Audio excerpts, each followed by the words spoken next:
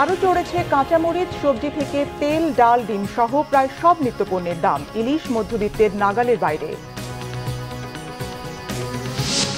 কিছুক্ষণ পর আসছেন মালয়েশিয়ার প্রধানমন্ত্রী আনোয়ার ইব্রাহিম। থাকবেন অল্প সময়। অর্থনীতি ও জনশক্তি নিয়ে কথা হবে ডক্টর ইউনূসের সঙ্গে। বাংলাদেশ ভারত ফ্লাইট বন্ধের উপক্রম। দেশি বিদেশি এয়ারলাইন্সের চরম যাত্রী খরা, ঢাকা দিল্লি সম্পর্কে টানাপোড়েন দূর করার তাগিদ। দেখছিলেন ক্রাউন সিমেন্ট সংবাদ শিরোনাম, এবারে বিস্তারিত। কাঁচামরিচের দামের ঝালে দিশেহারা ক্রেতারা। কেজিতে 160 টাকা বেড়ে বিক্রি হচ্ছে 360 টাকায়। বন্যার অজুহাতে বেড়েছে বেশিরভাগ সবজির দাম। কেজিতে 400 থেকে 500 টাকা বেড়েছে ইলিশের দাম। ডিমের দামও বাড়তি, ডজনে 10 টাকা। ডাল ও ভোজ্য তেলের সরবরাহ কমার অজুহাতে ঊর্ধ্বমুখী পণ্য দুইটির দাম। বিস্তারিত জানাচ্ছেন মামুন আব্দুল্লাহ। দেশের উত্তরাঞ্চলে বন্যার প্রভাব পড়েছে রাজধানীর কাঁচাবাজারে। সরবরাহ কমার অজুহাতে 200 টাকা কেজির কাঁচামরিচ বিক্রি হচ্ছে 360 টাকায়। একই যুক্তিতে পটল, দুন্দুল, করলার মতো সবজিগুলোর দাম কেজিতে 10 টাকা বেড়েছে বলে জানান বিক্রেতারা। ক্রেতারা বলছেন, বাজার তদারকির অভাবেই বাড়ছে পণ্যের দাম। গত সপ্তাহে 200 ছিল, 120 ছিল, আজকে হলো 360। বন্যা হয়েছে একখানে, আবার দাম বাড়াইতে জায়গা জায়গা দাম বাড়াইতে সবগুলি বাড়ছে। বেগুন 60 নিছি। বর্তমানে যে ইনকাম আছে, যে আয় আছে, আয়ের সাথে ব্যয়ের সাথে সামঞ্জস্যতা হচ্ছে না। সবজির দাম কেন বাড়তে? আমরা তো বাজারে পাই না, তার জন্য বেচতে পাই না। এখন আমরা বন্যার কারণে বা তরকারি কৃষক গ্রামের থেকে আসে না, বিধায় দামটা বাড়তি। নতুন সরকারকে এটা তাদের মানে একদম স্ট্রিক্টলি করতে হবে। সব মালে 10 টাকা করে বাড়ছে। ডিমের দামে অস্থিরতা লেগেই আছে। নতুন করে ডজনে বেড়েছে 10 টাকা। পাইকারি পর্যায়ে 165 টাকা বিক্রি হলেও খুচরা পর্যায়ে কিনতে হচ্ছে 175 থেকে 180 টাকায়। ব্রয়লার মুরগি 10 টাকা বেড়ে 190 টাকা কেজি এবং সোনালী মুরগি বিক্রি হচ্ছে 260 টাকা কেজিতে। ভাই, মালের আমদানি কম দেখে এইরকম বাজার বাড়তেছে। আর মহল্লায় খুচরা বিক্রি করে 180 টাকা, 175 টাকা ডজন, তাও 14.5 টাকা 15 টাকা পিস পড়ে। মধ্যবিত্তের নাগালের বাইরে ইলিশ কেজিতে 500 টাকা পর্যন্ত বেড়ে 1 কেজি ওজনের ইলিশ বিক্রি হচ্ছে 1900 থেকে 2000 টাকা। বিক্রেতারা অন্যান্য মাছের দর কমার কথা বললেও ক্রেতারা বলছেন উল্টো কথা। এই সপ্তাহে মনে করেন কেজিতে 500 টাকা বেশি, আগে ছিল 1500 টাকা কেজি, এখন বর্তমানে 2000 টাকা কেজি। আমার কাছে মনে হচ্ছে আরো বরঞ্চ বাড়ছে গত সপ্তাহের চেয়ে। কিন্তু এলো ছোট মাছ, কিন্তু বড় মাছ কেনা তো সম্ভব না এখন। ভোজ্য তেলের সরবরাহ ঠিক না থাকায় 20 টাকা বেড়ে 5 লিটার তেল বিক্রি হচ্ছে 790 থেকে 810 টাকায়। বেড়েছে ডালের দামও। মামুন আব্দুল্লাহ, বাংলা ভিশন, ঢাকা। ইলিশ এখন রপ্তানি মূল্যের প্রায় দ্বিগুণ দাম বাংলাদেশে। সরকার ভারতে রপ্তানির অনুমতি দেবার পরদিন থেকেই বরিশাল থেকে দেশটিতে পাঠানো হচ্ছে ইলিশ। রপ্তানির প্রভাবে দ্বিগুণ দামে একই সাইজের ইলিশ কিনতে হচ্ছে বাজার থেকে। এর জন্য দাদন আর ডাক প্রথাকে দায়ী করছেন ক্রেতারা। বরিশাল থেকে শাহিন হাসান জানাচ্ছেন বিস্তারিত। এটি বরিশাল পোর্ট রোড মৎস্য অবতরণ কেন্দ্র। দুর্গাপূজা উপলক্ষে ভারতে ইলিশ রপ্তানি করতে ব্যস্ত আড়তদাররা। 3000 টন রপ্তানির লক্ষ্যে প্রতিদিনই দেশ থেকে প্যাকেটজাত করে ভারত পাঠানো হচ্ছে। তার মধ্যে পোর্ট রোড বাজার থেকে আগামী 12 অক্টোবর পর্যন্ত 4টি আড়ত থেকে 250 মেট্রিক টন ইলিশ পাঠানোর অনুমতি পায়। প্রতিদিন গড়ে 15 টন ইলিশ পাঠানো হচ্ছে এখান থেকে। তবে মাছ কম পাওয়ায় লক্ষ্য পূরণ নিয়ে শঙ্কায় ব্যবসায়ীরা। এলচি হলে আপনার বড় মাছ এলচি না, ছোট মাছ না। আর মাছ তো আমদানি আপনার সবচেয়ে বেশি ছোট মাছটা, বড় মাছটা একদম কম। সারা ঘাটে মিলে হয়তো বড় মাছ আপনার মনে হয় 40 থেকে 50 মন আমদানি আছে। 6 থেকে 7 টন মাছ আমরা পাঠাইছি। কেজি প্রতি হচ্ছে আপনার 1775 টাকা পড়ে আর কি। আর আপনি পাঠাচ্ছেন কত টাকা? পাঠাচ্ছি আমরা $10। তাতে কত পড়ে? তাতে 1200 সামথিং। আপনি তো ঘাটতিতে আছেন। ঘাটতিতে এই মুহূর্তে আছি, বাট দিন শেষে আমাদের দেখা যাচ্ছে যখন আমরা আরো কম দামে মাছ কিনবো তখন ওইটা আমাদের দিন শেষে অ্যাভারেজ হয়ে যাবে। 600 টনের মতো হয়তো অর্ডার আছে আমাদের। এখানে মাছ কম, আমাদের টার্গেট দেখা যাচ্ছে আপনার মহিপুর আছে, চাঁদপুর আছে, পাথরঘাটা আছে, সব জায়গা থেকে কিনে এগুলো টার্গেট ফিল আপ করতে হবে। এদিকে মাছ রপ্তানির খবরে প্রায় দ্বিগুণ দরে ইলিশ বিক্রি হচ্ছে বরিশালে, যা সাধারণ মানুষের ক্রয় ক্ষমতার বাইরে। ইন্ডিয়া ইলিশ পাঠানে বর্তমান বাজারে মনে কেজিন মাছে আগে ছিল 60,000 টাকা মন, এই 3 দিন আগে। আর বর্তমানে 80,000 টাকা মন। 1200 টাকা কেজি দেখেন, 1250, এখানে দেখি 1800, 2000, 2100, 2200 টাকা রেখে বাজারে আসছি, মাছের খালি ঘুরতেছে, কিন্তু মাছ কেনার মতো আমাদের তৌফিক হইতেছে না। আড়তদারদের কাছ থেকে দাদন নেয়ায় মাছ দিতে বাধ্য হন জেলেরা। ডাক উঠিয়ে খেয়াল খুশি মতো সর্বনিম্ন দাম নির্ধারণ করে সর্বোচ্চ দরদাতাকে মাছ দেওয়ার এই কৌশলেই দাম বাড়ে। আমরা আড়তদারদের সাথে কথা বলেছি, আমরা খুচরা পর্যায়ে কথা বলেছি এবং আমরা সরজমিনে একটা ডাকও দেখেছি। শুরুটা তারা যেটা দিয়ে করে সেখানে কাজ করার আছে। এখানে সংশ্লিষ্ট স্টেক হোল্ডার, জেলা প্রশাসন, উপজেলা প্রশাসন, ভোক্তা অধিকার, মৎস্য অধিদপ্তর সমন্বয়ে এখানে তারা কাজ করতে পারে, তবে মৎস্য অধিদপ্তরকে ভলান্টিয়ার করতে হবে। বুধবার বাণিজ্য মন্ত্রণালয় আসন্ন দুর্গাপুজো উপলক্ষে ভারতে ইলিশ মাছ রপ্তানির অনুমতি দেওয়ার পর বৃহস্পতিবার ভোর থেকে চলছে এসব কার্যক্রম। 2012 থেকে 2018 সাল পর্যন্ত ইলিশ রপ্তানি বন্ধ ছিল। এরপর টানা 5 বছর দুর্গাপুজো উপলক্ষে ভারতে ইলিশ রপ্তানি করছে বাংলাদেশ। শাহিন হাসান, বাংলা ভিশন, বরিশাল। সংক্ষিপ্ত সফরে আজ বাংলাদেশে আসছেন মালয়েশিয়ার প্রধানমন্ত্রী আনোয়ার ইব্রাহিম। দুপুর 2:30টায় হযরত শাহজালাল আন্তর্জাতিক বিমানবন্দরে অবতরণের কথা রয়েছে তার। মালয়েশিয়ার প্রধানমন্ত্রী আনোয়ার ইব্রাহিম ইসলামাবাদ হয়ে ঢাকায় আসছেন। অন্তর্বর্তী সরকারের প্রধান উপদেষ্টা ডক্টর মোহাম্মদ ইউনূসের আমন্ত্রণে ঢাকায় আসছেন তিনি। সঙ্গে আসছে দেশটির 58 সদস্যের প্রতিনিধি দল। প্রায় 11 বছর পর মালয়েশিয়ার কোনো প্রধানমন্ত্রীর বাংলাদেশ সফর এটি।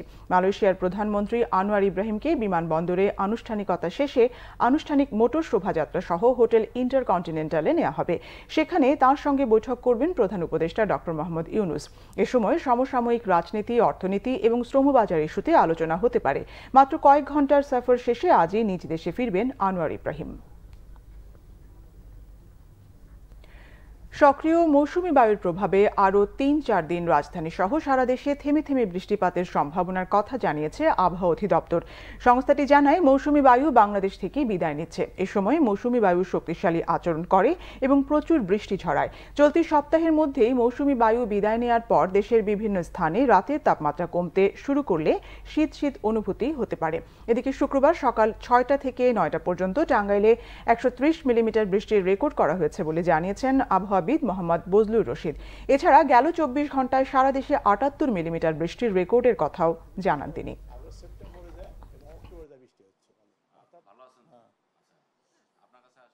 অক্টোবরের 10 থেকে 15 তারিখের ভিতরে সারা দেশ থেকে মৌসুমী বিদায় নেয় এবং বিদায় নেওয়ার প্রাককালে প্রতি বছরই বৃষ্টি হয়ে থাকে। কারণ এই সময় যে জিনিসটা হয় হচ্ছে দক্ষিণ পশ্চিম মৌসুমী বায়ু সক্রিয় থাকে, এর সাথে পশ্চিমা লঘুচাপের প্রভাব থাকে, যেহেতু মৌসুমী বায়ু বিদায় নেবে এবং এর প্রভাবে 2-3 দিন টানা বৃষ্টি হয়েছিল। তারপরে বৃষ্টিটা ব্রেক দিয়ে বৃষ্টি হচ্ছে এবং এটা আগামী আরও ধরেন আজকে তো আপনার 4 তারিখ, এটা 8-10 তারিখ পর্যন্ত কন্টিনিউ করবে কম বেশি।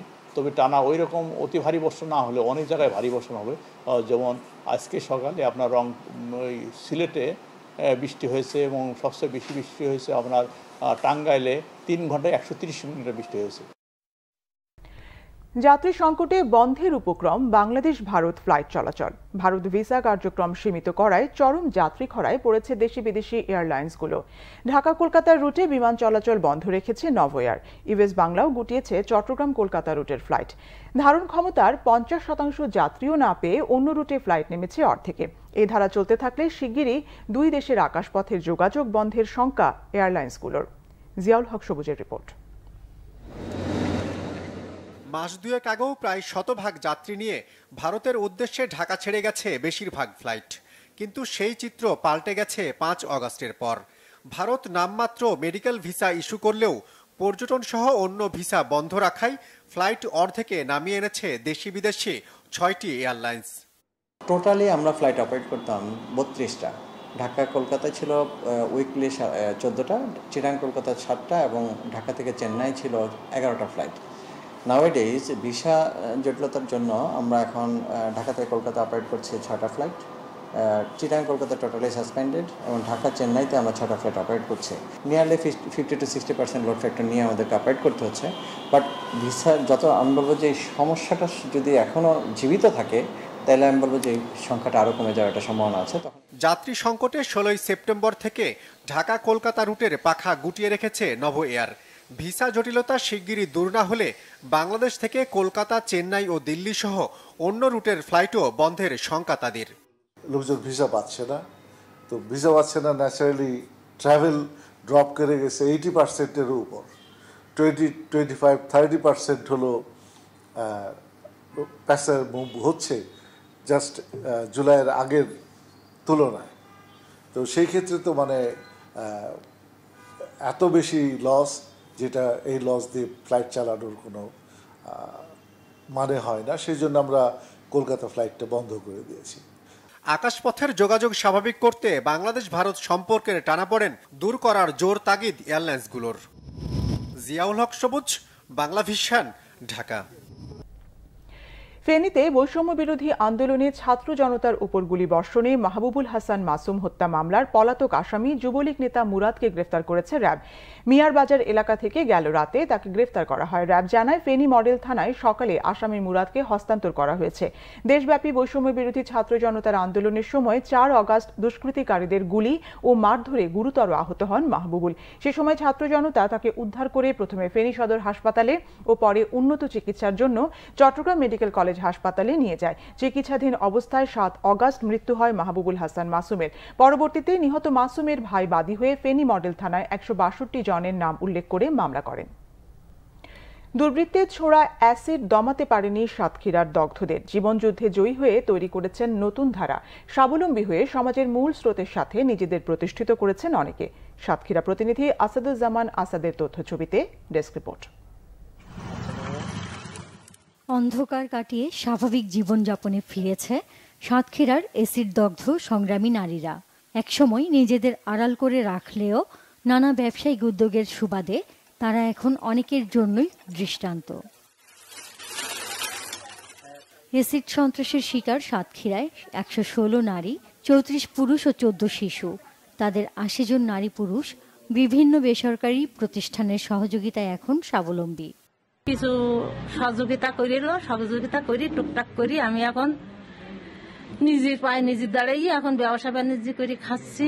বাড়িতে সবজি চাষ করি, পাশে আমার একটা কলা বাগান আছে, আর কিছুদিন আগে একটা ভ্যান কিনছি, মোটর ভ্যান। আমার চোখ দিয়ে পানি ঝরে, চোখে সমস্যা হয়, খসখস করে, ভালোভাবে তাকাতে পারি না। ঢাকা থেকে ট্রিটমেন্ট নেওয়ার পরে একটু সুস্থ হয়েছি, বা বিভিন্ন এনজিও বা স্বদেশ এনজিওর মাধ্যমে বর্তমান আমরা একটু সফলতা আছি। অ্যাসিড লাগছিল হাতে আর কানের সাইডে, তাও অপারেশন করার পরে এটা ঠিক হয়ে গেছে। 5টি ক্যাটাগরিতে বিজনেস ম্যানেজমেন্ট ট্রেনিং দেয়ায় 30 থেকে সর্বোচ্চ 40,000 টাকা পর্যন্ত উপার্জন করছেন অনেকে।